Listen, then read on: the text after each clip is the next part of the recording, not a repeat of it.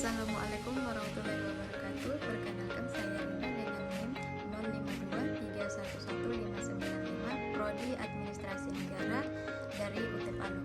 Di sini saya akan menjawab tugas 1 logika dengan kode ISIP 4211. Baik, pertanyaan yang pertama, sebutkan dan jelaskan 3 macam term beserta contohnya. Term yang pertama adalah term konkret atau term abstrak.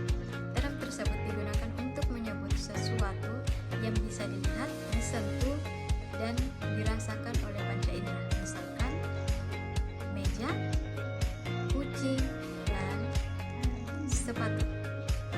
Term yang kedua adalah term positif dan negatif. Term yang positif menyatakan keberadaan atau sesuatu yang nyata atau dinyatakan secara afirmatif. Contohnya guru, kota, dan kesehatan.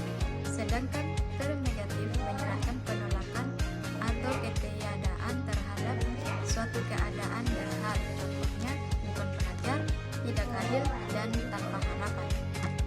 Term yang ketiga adalah universal, partikular, dan individual. Term universal berlaku untuk semua anggota kelompok tanpa kecuali. Contohnya semua burung bisa terbang, walaupun faktanya tidak. Ini contoh generalisasi.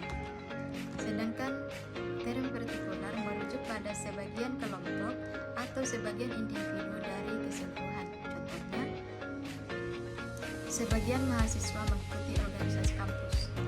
Dan term individual hanya merujuk pada satu entitas tertentu secara spesifik. Contohnya, Gunung Merapi adalah gunung berapi di Jawa Tengah. Soal yang kedua, jelaskan dan beri contoh bentuk sesat pikir atau logical fallacy serta bagaimana cara menghindarinya. Pengertian logical fallacy atau sesat pikir merupakan kesalahan berpikir atau menarik kesimpulan yang tampaknya masuk akal namun sebenarnya cacat dalam logika. Contoh sesat pikir dan penjelasannya.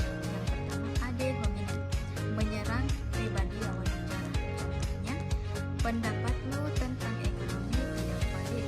Kamu bahkan belum pernah menjalankan bisnis. Mengapa dikatakan salah? Karena menilai argumen berdasarkan siapa yang menyampaikan, bukan isi argumen itu sendiri. Yang kedua, strawman fallacy, mendistorsi argumen lawan bicara agar mudah diserang. Contoh, dia tidak setuju dengan sistem ujian nasional, berarti dia mendukung pendidikan tanpa standar.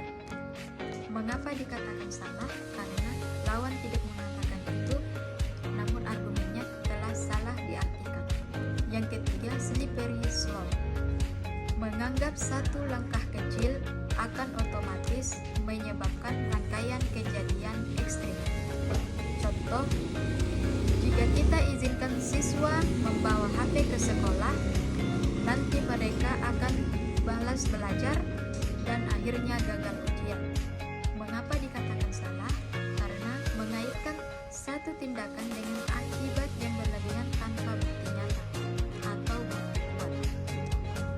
Cara menghindari logical fallacy atau sesat pikir. Yang pertama, evaluasi argumen secara objektif tanpa mencampurkan emosi dan prasangka. Yang kedua, tanyakan apakah saya menyerang ide atau paranoia. Yang ketiga, gunakan sumber yang sah atau data yang valid saat berdiskusi. 4. Perkuat kemampuan berpikir kritis melalui latihan debat sehat dan membaca logika formal. Sekian dari saya. Maaf atas keterlambatan pengerjaan tugas. Saya akhiri dengan Assalamualaikum warahmatullahi wabarakatuh.